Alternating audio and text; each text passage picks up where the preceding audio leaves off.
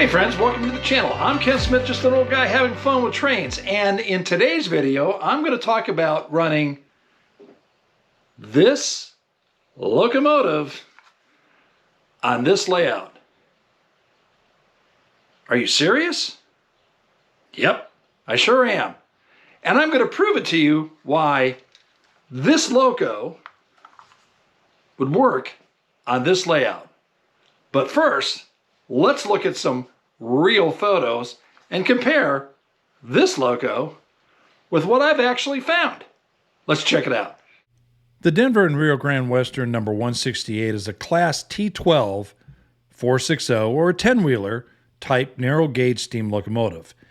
It was one of 12 similar locomotives that was built for the Denver and Rio Grande Railroad by the Baldwin Locomotive Works in 1883, so it's perfect for the era that I want to model. Now, various photographs show 168 during its working life, and you can see that it did not only passenger, but there's also some mixed freight. So this is a perfect locomotive that works for our railroad based on the photos that you're seeing. Now, at first glance, when we look at this locomotive, it obviously is a toy. I mean, it is made by Tyco, and that's not necessarily a bad thing. I'm not knocking it. I know that some folks out there would say, I would never run that on my railroad, and it runs like a toy, and it's, you know, it's a toy.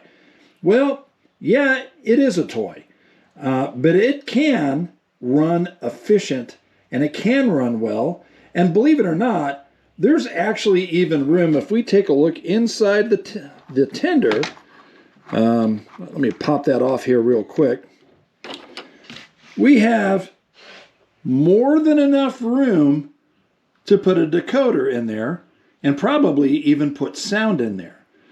So with some work on an open frame motor, this very easily could be converted to DCC at the least, and probably DCC with sound. Now let's take a look at some prototype photos of a locomotive that's very similar to this in narrow gauge. These are photos that I actually captured, and I think you'll be surprised at the similarities of this Tyco locomotive.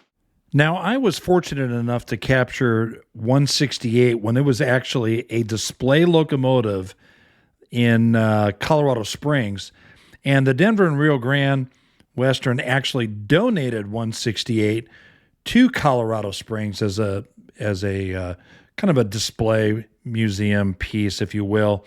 And it actually was sitting outside, kind of unprotected, and over time it really deteriorated. Now, I didn't know at that time that I photographed this that it was actually going to be restored a number of years later. And I've learned over time that if you see something and you need to document it well. And so I have a ton of photographs of this very locomotive, close-up shots and whatnot. It's part of our 35,000 image collection on our ultimate flash drive, our ultimate prototype photos. And I'll throw a link down in the description as well. It's a great collection of photos for a very minimal purchase. So I highly recommend that you visit our website and check that out. But anyhow, back to the story at hand, there are tons of pictures that I took, and I'm really glad that I did, because you'll see later on that when the locomotive was restored and operating, it didn't look anything like this. So I'm kind of excited that I captured it the way it was painted. Now, I'm really curious if you have one of these locomotives. So if you do, throw something down in the comments below. I'd really like to hear from you. Do you have one of the 10-wheelers and you've done a DCC conversion? Did you add sound? Did you change the motor? Do you operate it still as it is? Do you have one that you haven't even run? It's just a shelf beauty queen. Anyhow, just throw something down in the comments, because I'd really like to know what you're doing with your 10-wheeler. Now, with these images of number 168 actually running on the Cumberson Toltec, this was actually photographed in 2021 during a private photo charter.